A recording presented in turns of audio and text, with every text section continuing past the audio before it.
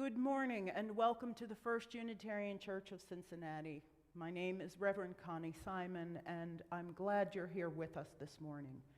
If you'd like more information about our community, please feel free to email us at member-care@firstuu.com. It is our tradition in Unitarian Universalism to light a chalice, the chosen symbol of our faith, every time we gather. This morning we do so with the words of Reverend Leslie Takahashi.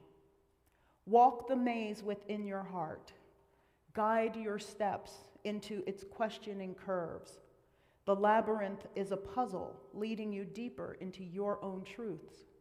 Listen in the twists and turns. Listen in the openness within all searching. Listen. A wisdom within you calls to a wisdom beyond you, and in that dialogue lies peace.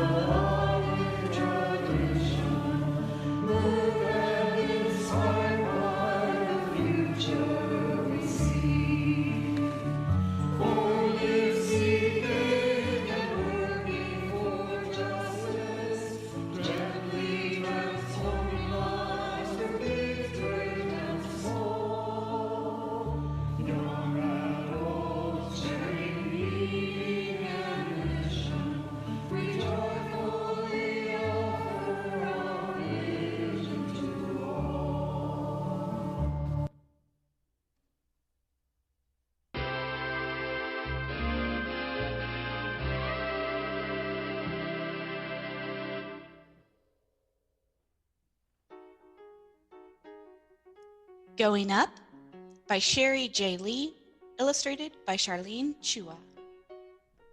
Today, Dad and I are invited to a party on the 10th floor. From Francesca Pianalto to Leonard and Sophie, you are invited to Olive's birthday party. Where? 10th floor party room. When? Saturday from 2 to 4 p.m.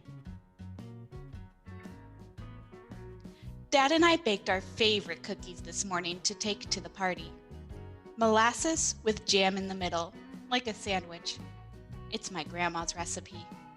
We put them on a special plate.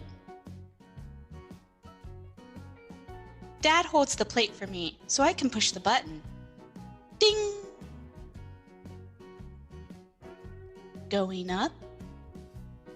The elevator stops on the 2nd floor. When the doors open, the Santucci brothers, Andrew and Pipo, are waiting to get on. Hey, little bit! Pipo always calls me little bit. Going up. The elevator stops again on the 3rd floor. It's Vicky, Babs, and their dog Norman. Norman, I love you too, I say laughing. Going up. On the 4th floor, the elevator stops again, and this time it's Mr. and Mrs. Habib from 407 with their grandkids Yasmin and Jamal. They're holding a big bowl of gulab jamun. We made your favorite, you two, says Mrs. Habib. Dad and I grin at each other and high five. Just as the door is closing, wait for me! Oh, hi, Mr. Kwan. Come on in, Andrew says, holding the door open for him. Going up. The whole Flores family gets in on the 5th floor. Miguel, Anna, Samuel, Raul, Cleopatra, and baby Jade. Hey guys, says Raul. We have our dancing shoes on. Should I put you on my shoulders so there's more room, Soph? Asks Dad. Going up. When the elevator stops on the 6th floor, it's Vi Tweedle and her chihuahua Minx. Minx is carrying her yellow ball in her mouth. She never goes anywhere without her yellow ball. Lovely to see you, Vi, says Miguel. You are a picture. Going up. No one gets in on the 7th floor.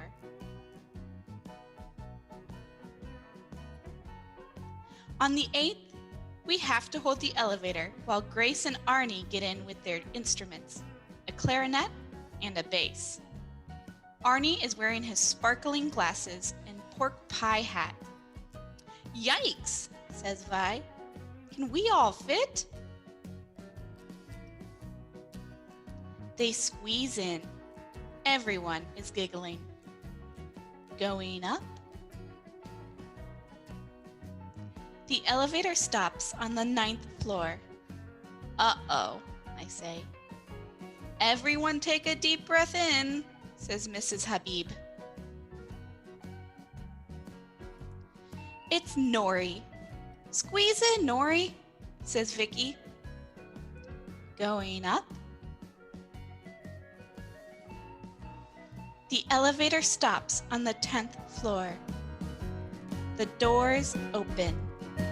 Ding!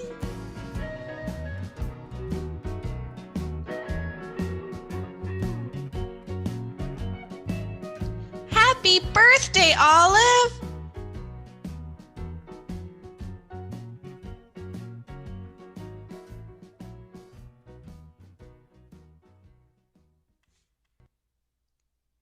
In today's story, the elevator became crowded with many different people, everyone bringing their own unique gifts and talents to the party. I wonder, what do we miss out on when we only invite certain types of people to our parties?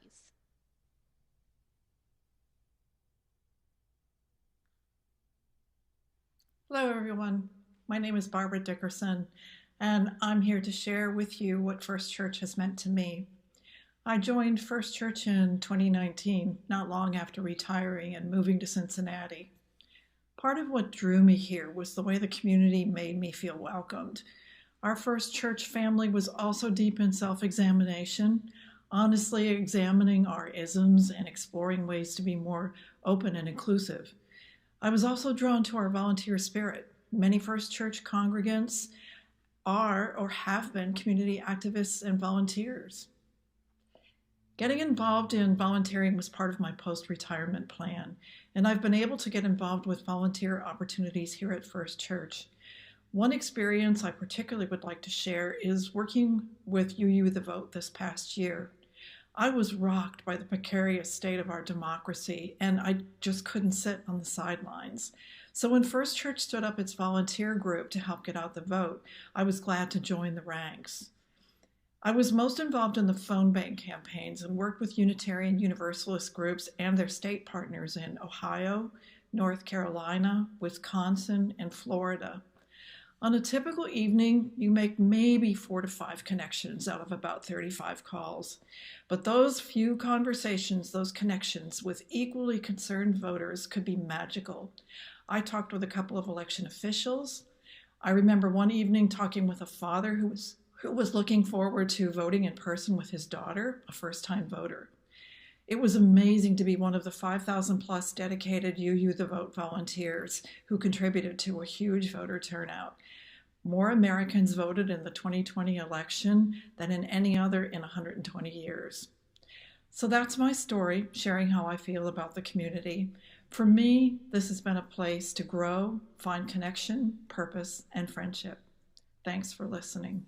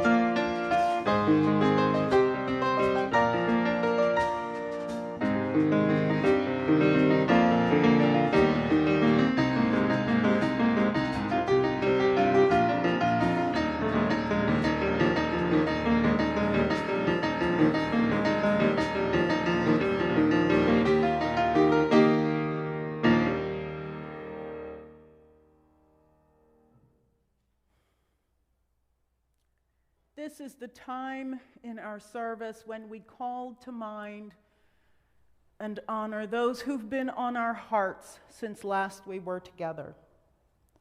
We do this by dropping a stone in water. The stone symbolizes our particular joys and our sorrows, those everyday things that happen to us, the big things, the small things, the things that happen in our world, that happen to us, that happen to people we know and love, that happen to people we don't even know, that happen to the planet, not even things that happen to people. The water represents the healing power of nature and love and the spirit of the universe. Thus, every week, we drop the stone in water that its healing powers might soothe our sorrows or amplify our joys. I invite you to call to mind those who are struggling this week. Call to mind those who you know are experiencing hard times. Picture them in your minds.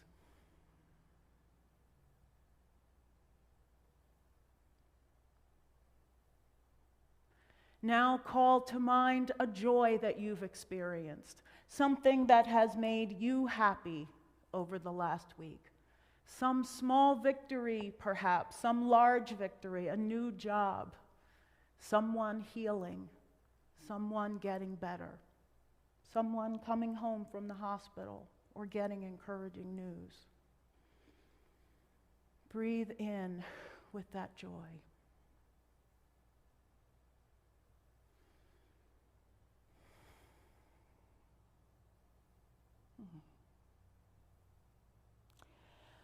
For those we have named, we drop a stone in our water.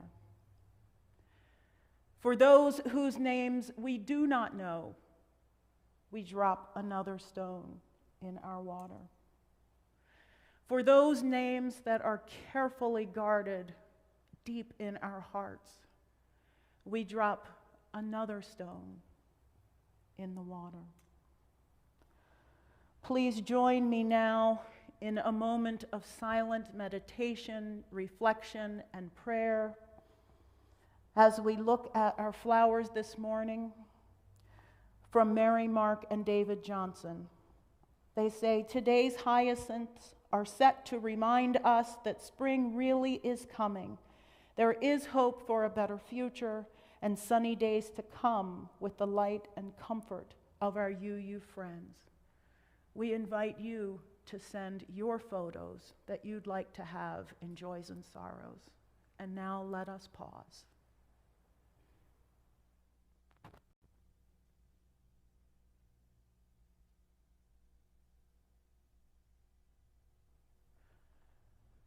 I'm sending you light to heal you, to hold you. I'm sending you light to hold you in love. I'm sending you light to heal you, to hold you.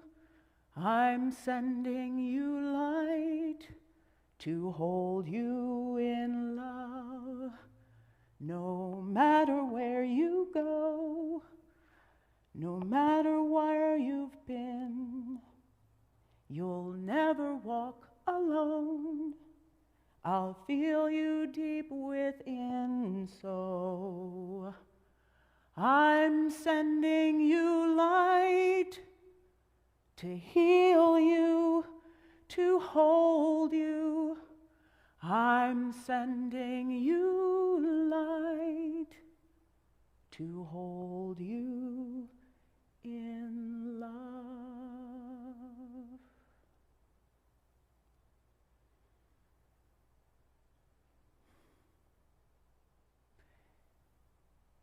Giving to First Church is easy. You can text the word GIVE to 513 717-7373. If you have access to our Breeze member system, you can click on Give Now, or you can give at our website, firstuu.com. And remember, you can always send a check to 536 Linton Street, Cincinnati, Ohio, 45219. If this is your first time visiting, we invite you to let the virtual plate pass you by. Your presence is your gift to us. Our offering will now be gratefully received.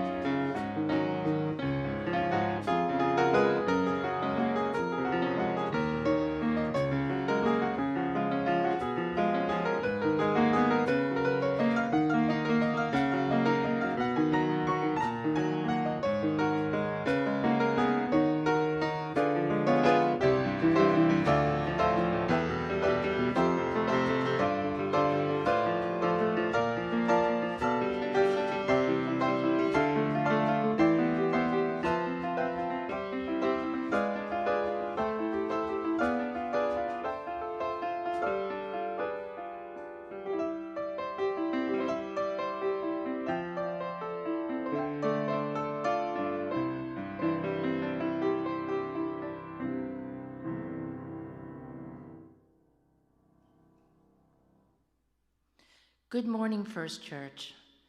Not so long ago, First Church Board of Trustees decided to share poignant moments while serving on the board with the members of the congregation. Many board members have already shared their moments with you, and so today I would like to share some of mine. As my tenure as a board member begins to wind down, I'm reminded that a lot of board activity has happened in the last 3 years. Here are a few of my memories. Welcoming a new minister, planning for Reverend Connie's onboarding, building, honoring, and renewing our covenantal behavior annually with each other as we embark on our work as the board, building consensus with each other to make important decisions, long conversations settling the Froelich estate, caring for our building with timely upgrades and repairs, balancing tight budgets, honoring our commitment to staff by finding ways to bring their salaries into UUA guidelines, finding our way through a difficult task of dealing with a violent individual who threatened our minister and our church, the work of rewriting and restating our bylaws, the development of a new mission statement, the establishment of an ad hoc team to help the board deal with member conflicts, dismantling our white supremacy culture with strong collaboration from the minister, staff, and trustees by developing our Open Hearts program, a pandemic, and then virtual worship, only to mention a few. Although these 3 years have been a little out of the ordinary, the work of the board continues to be covenantal, demanding, rewarding, and renewing. While reflecting on my board experiences, these are a few of my takeaways. The success of a board depends on establishing and maintaining personal, covenantal relationships with each other, describing what we hold ourselves and others accountable to. If a covenantal relation gets broken, it must be repaired. Be as transparent as possible, but also respect the confidentiality appropriate to an issue of a sensitive nature. Although this may seem quite apparent, the governing body is truly responsible for ensuring that congregational assets and resources are utilized towards achieving congregation vision, mission, and goals. And the board should act with strategic leadership rather than administrative detail. Boards are only as good as the information they have. Decisions should be communicated to the board, to the congregation, in such a way that reflects the decision-making process and considerations that went into that decision. Listen deeply to one another and assume that others have the best interests of the church at heart. Handle complaints brought to the board with respect and handle them appropriately.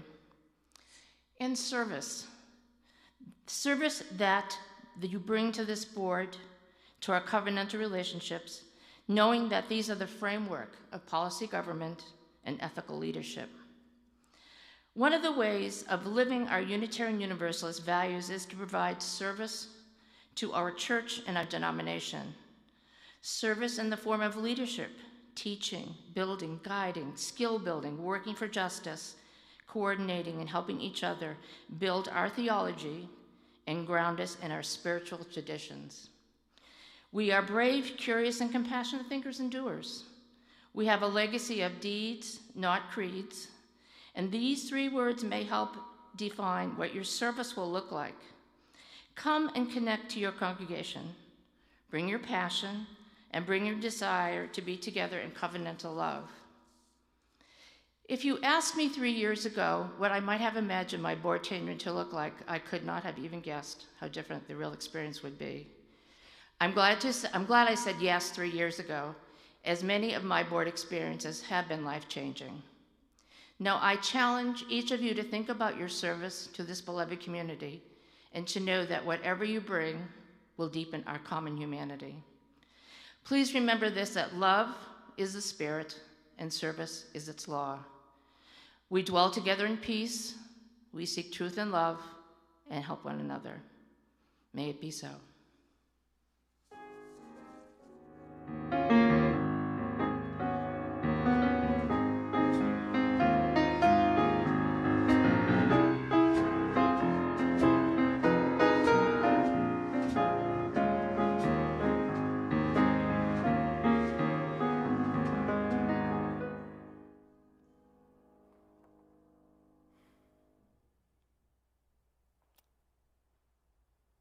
You know, when kids are young, they often ask that question, where do babies come from? Well, today we're going to talk about a different question. I'm going to begin with a different question. Where do ministers come from? Reverend Diane Dalgert, back in November 2017, was serving as the interim minister at the UU congregation, or the UU Church of Greensboro, North Carolina. That congregation was beginning its process of searching for a new minister, and she thought that it would be helpful to the congregation to share with them where ministers come from. She wrote a blog post which is right on point.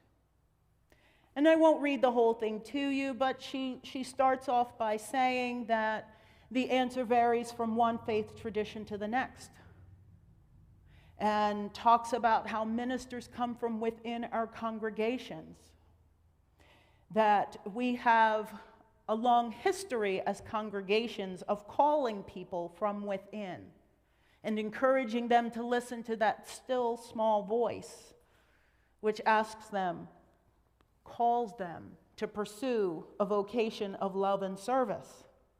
She talks about how we go to seminary and get a Master's of Divinity, and then we go to clinical pastoral education and spend time in a hospital or other place learning about providing direct service to those when they are most vulnerable. She talks about the credentialing process, how we go to the Ministerial Fellowship Committee and are approved, and how we serve an internship, and how we go through the search process until that day when we meet the congregation that is right for us. I read her blog post and I thought, yeah, that's all true. That's really true. And that probably is the whole story for a person who is not Black, brown, indigenous, a person of color, or a person with a marginalized identity. For us, we go through all of those things, and then there's more. We're also questioned about our qualifications, about our worthiness for the position in ways that others are not. People wonder, how will they do justice work? How will they talk about racism and homophobia and transphobia and all of those other isms that are our marginalized identities? It's complicated. In some ways, we are just like our white colleagues. And in other ways, we are so different. And this is true not just of ministers, but of religious professionals of color overall, which would include office administrators, membership coordinators, music directors, religious educators, staff members of all types. So this morning, as we're continuing our discussion of widening the circle of concern, I wondered, how will I preach this? For the other chapters of the book, it's been easy. I've talked about the theological underpinnings of each area and then moved into what the Commission's recommendations were. This time it was harder because I felt I was being asked to lay my own soul bare, which is something that ministers don't always do for a number of reasons. So instead, what I have chosen to do is bring all my colleagues with me and have them speak with me and for me this morning. When I accepted the call to come here, as we were preparing with the Board of Trustees for what onboarding would look like, as Ginny mentioned, my request was that every board member read this book, Centering: Navigating Race, Authenticity, and Power in Ministry. These are the stories of religious professionals of color. And rather than try to preach a sermon this morning on the theological underpinnings of inclusion in ministry and in hiring practices, I'm going to read to you several excerpts from this book. And I'm going to begin with Reverend Derek Jackson. I have this in my history: dealing with anger and not wanting to be the angry Black man, but also fulfilling the ministerial role and having to take care of the white people. I'm caught between the stereotypes. I'm trying to find another way, and I can't always find it. That's a struggle I often deal with.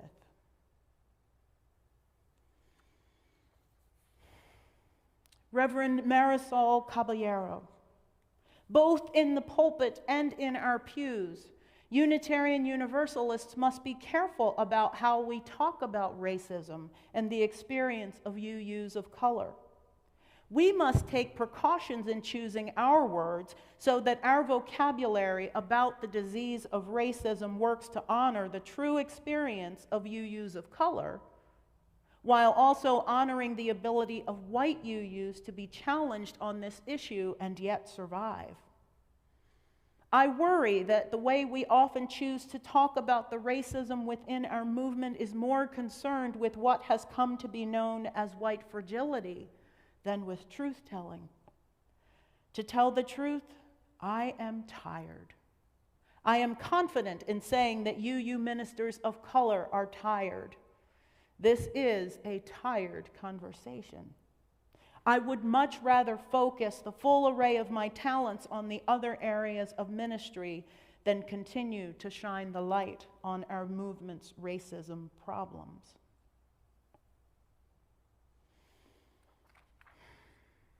I think that Reverend Manish Mishra Marzetti sums it up in a way that all can understand. He says, "The simple act of being a Unitarian Universalist of color is fraught with symbolism and meaning that far exceeds the individual life story of any one of us. It means holding deep pain at the recognition that ultimately our denomination and its congregants reflect the same patterns, behaviors, and attitudes around race and culture that permeate our society at large. We are not magically further along simply because of our liberal theology. It means that, like other UUs of color, I have struggled at times with simultaneously holding optimism, pessimism, anger, joy, sadness, and gratitude in my heart. At times, I have held these tensions and contradictions well, and at other times, I have not." Reverend Manish, who now is the senior minister at the UU congregation in Ann Arbor, sharing some very wise words. Before he went to Ann Arbor, before I came here, in fact, before I'd even graduated from seminary, I recall a conversation we had where he told me, "Be careful. Know that sometimes there are conversations that you can't have. Sometimes there are messages that you can't give. There are sermons that you can't preach." And again, I recall those words this morning and thought, yes, you're right, which is why I am sharing other words with you. As I mentioned, we often struggle with having our qualifications challenged. When I was a kid, my mother told me that I would have to be twice as educated and twice as smart to go half as far as my white counterparts. I didn't want to believe it, and yet, even today in 2021, I know that that's true.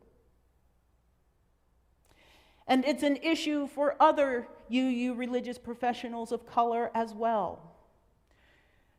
Heed these words from Reverend Natalie Maxwell Fenimore. "We need to lift up and address how it makes us feel to be challenged about our qualifications, how we may internalize a feeling of not being qualified, how we may have that reflected back at us, sometimes by us. How are we going to gain perspective and reflection on those issues about the validity of our call, and that we deserve to be where we are, and that we deserve to be in even more places than we are? How are we going to be confident about that? I'm uncomfortable with the president of our denomination saying things that will lead people to believe that I am in my place as the first African American woman minister at my congregation because I am a token, because I am an affirmative action call. That is not the case. I went through the search process like everyone else.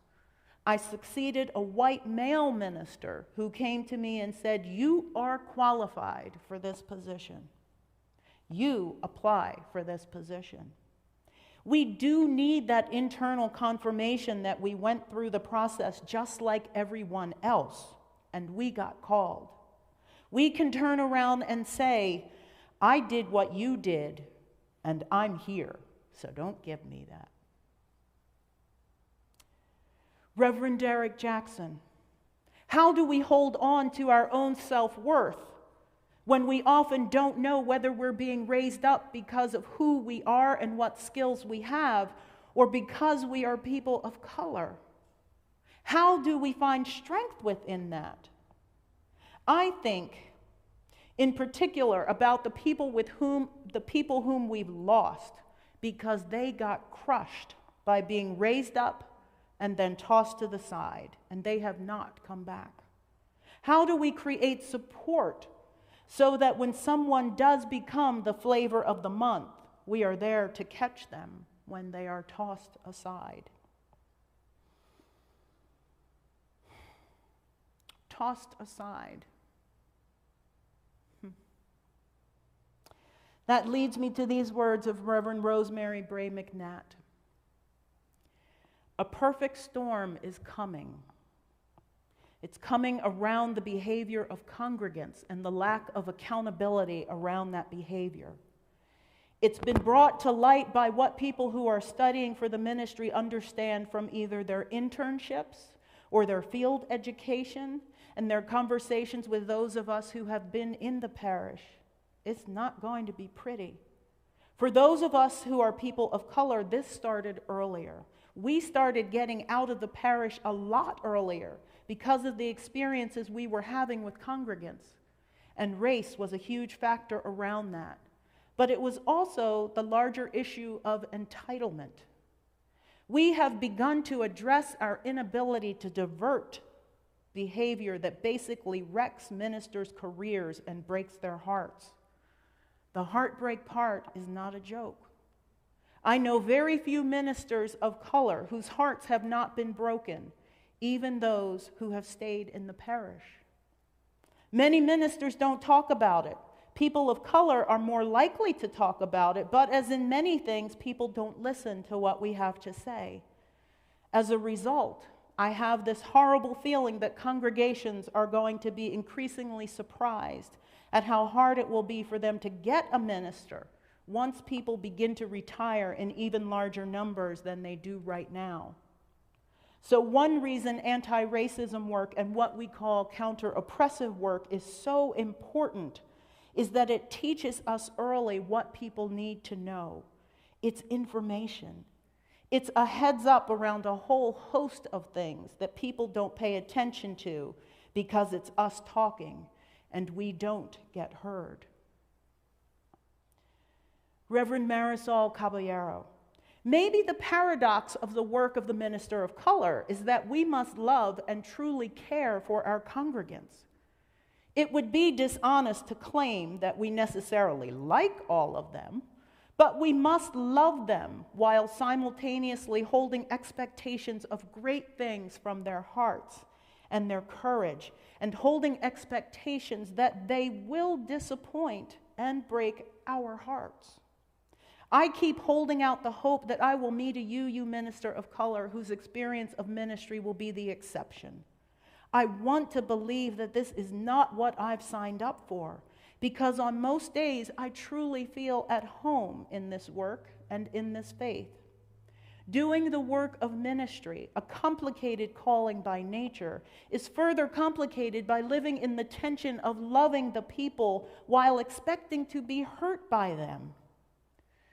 In any other relational structure, this would seem a dysfunctional, codependent, and perhaps abusive dynamic.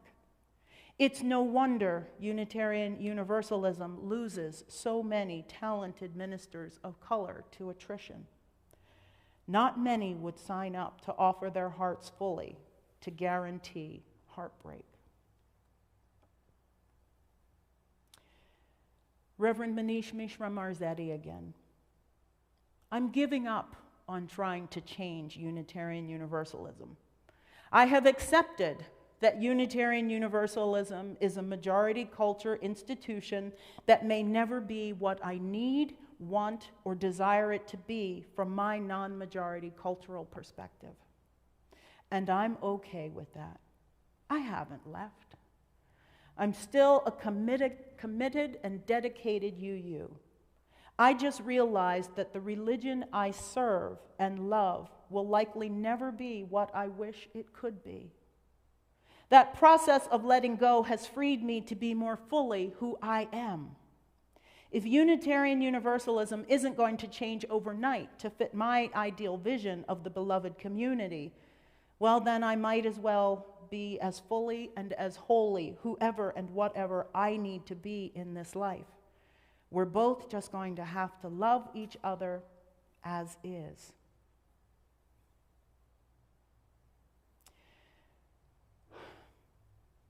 As I mentioned, these issues are not just central to ministers. Some of them apply in particularly hurtful ways for educators. Reverend Natalie Maxwell Fenimore writes, "The religious educator of color must contend with the images of servant, mammy, and caretaker, which have negative and derogatory connotations in American culture while trying to do the good work of a helping profession. It can be necessary for the person of color to consider whether to be seen cleaning up after a congregational event or whether to cook for the holiday party. A white male minister may get credit for doing these things, but how will a black woman be seen if she does these same domestic tasks? And will there be confusion and even anger if she refuses?" Difficult indeed. Reverend Sophia Bettencourt, "Unitarian Universalism will never succeed in building beloved community while refusing to consider religious professionals of color as anything more than a confirmation of our own goodness. The moment of hire is not the pinnacle of success. It is a moment of possibility. Here, together, we might partner in reimagining the spiritual journey that is to come. Here, in community, we are blessed with partners who might build alongside us a Unitarian Universalism for the 21st century. The question that remains is, who do we expect ourselves to become? I give great gratitude and thanks to each of my colleagues for their words in this book. Again, this is called Centering. If you have not read it and you would like to read it, it is available in a number of different formats. If you can't find it, please send an email to member-care@firstuu.com, and we will make sure that you have access to the book. So, hearing all these things, all these stories, should be yet another reminder of why the Unitarian Universalist Association needed to create a commission on institutional change, and why a report such as Widening the Circle of Concern was even necessary. So what did the commission find when they looked at religious professionals? They found that our system of credentialing is antiquated, very expensive, and emphasizes a narrow band of knowledge that does not validate lived experience, especially those of marginalized identity. It found that religious professionals who are Black, Indigenous, or people of color are most often in non-ministerial professional roles and need additional institutionalized systems of support for credentialing. It found that religious professionals face difficult working conditions caused by a lack of resources, a culture that undervalues the work of religious professionals, period, and growing demands on paid staff as volunteer pools diminish. Religious professionals of color experience these conditions alongside aggressions, microaggressions and macroaggressions, disregard for authority, and outright discriminatory and racist conditions. This makes employment in UU settings threatening to life and well-being. Those who have marginalized identities may also face abusive situations outside their work. And finally, the commission found that a team approach should close the gap between ministers and other religious professionals, recognizing the role of ordained clergy alongside religious educators, membership, administrative, and other professionals is critical. Now, how do we do that?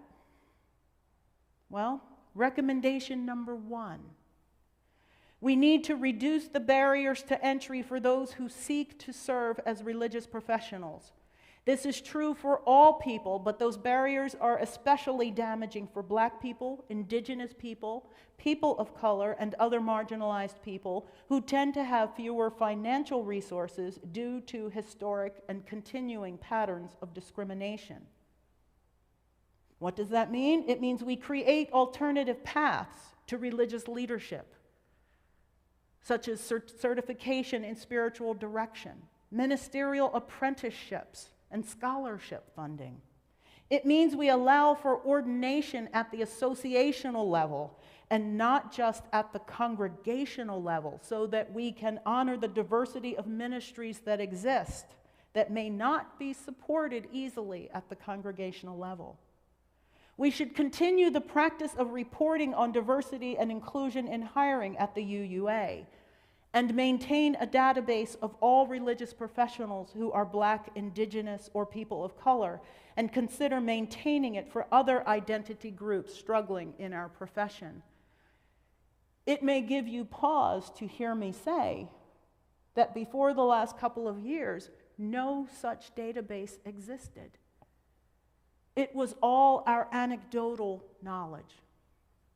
And as I think in particular about my installation here as minister, some of you may remember Reverend Carol Thomas Sissel welcoming me to the club, that at that time there were only 7 Black females leading churches among our 1,000 plus congregations. It's a small group. It shouldn't be that hard to maintain records. The second recommendation, improve the quality of livelihood for religious professionals who are Black, Indigenous, and people of color. Understand and recognize that the particular demands of serving a predominantly white association and its congregations and communities are real. This means having a rapid response team available when employment disputes involve religious professionals of color. Continuing the investment in gatherings and professional development for people of color. And providing resources for those who struggle with the impacts of emotional and spiritual harm as a result of serving in our congregations. Codify that all interim ministers will have anti-oppression training based in experience and not just reading books, and that multicultural competency will be part of accreditation as an interim minister. Re-examine the compensation guidelines to look at the differential between ministry and other professional positions. Maintain a list of congregations that have had unsuccessful ministries with ministers and other religious professionals who are Black, Indigenous, and people of color, or those of other marginalized identities. And continue the development of a common code of ethics for all religious professionals, and conduct training for congregational boards, personnel committees, and other leaders to spread understanding of best practices. The third recommendation was lifelong learning. We must have lifelong learning as the standard for all religious professionals, and this learning must address generational and multicultural awareness. There should be funding for this. Developing a fund to support the development of the resources and making sure that professionals have access to them. And for our congregations, allocating resources to retool and update the Beyond Categorical Thinking program, which has not been updated to reflect current issues. This work is not easy. We know that. We've seen it outside the walls of our congregation. We've seen it in our society. And yet, as we are all members of our outside society, we know that we cannot remain unaffected by it. We simply can't. And to that end, over the last couple of years, as the denomination and the association and multiple congregations have begun talking more about multicultural competency, the number of complaints and terminations of religious professionals of color has increased. There is backlash. And it is heartbreaking. And it is difficult. And sometimes it causes us to create distinctions and to create differences in how we respond. It creates tension. And sometimes we hold these tensions well, and other times we don't.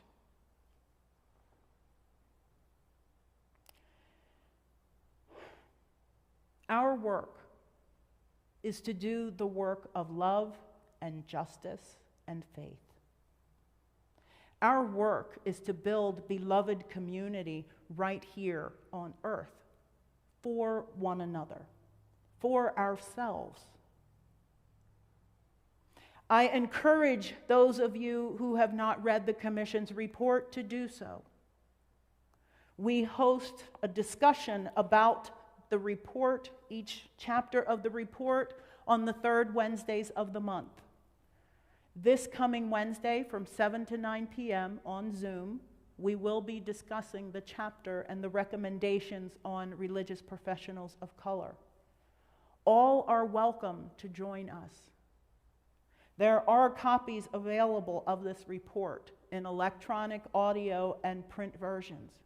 If you would like one, please email member-care@firstuu.com. May we continue to do the hard work and to bless all those who serve. May it be so.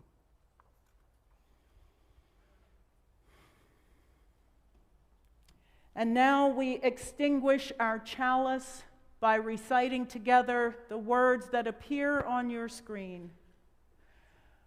We extinguish this flame, but not the light of truth, the warmth of community, or the fire of commitment.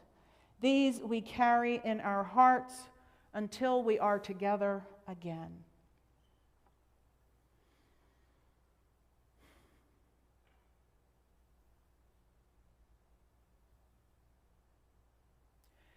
Our closing words come from the Reverend Joe Cherry.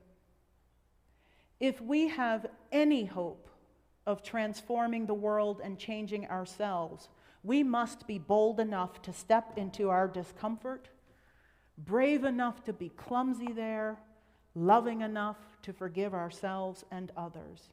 May we, as a people of faith, be granted the strength to be so bold, so brave, and so loving. Amen.